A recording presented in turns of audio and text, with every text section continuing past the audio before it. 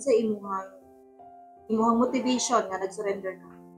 Siguro una nga rason sa pagpaningkamot sa Armed Forces of the Philippines, ma'am, ilahang naging buhat ko. Sugod diha nagkaputo lang mga supply sa pagkaon sa mga revolutionaryong kalihukan ng mga rebelde sa bukid.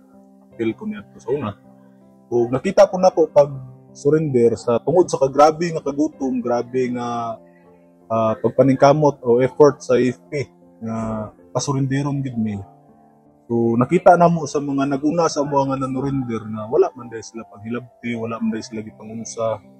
So nakita na mo na no nang ang probinsya sa Bukidnon pod naapod sa gipahimo nga mga programa inubanan sa mga iklip o sa iklip committee. Nakita na sa matag usa na mo nga okay man di ay mo surrender tawod, di man di tahilabtan, di man di taon saon.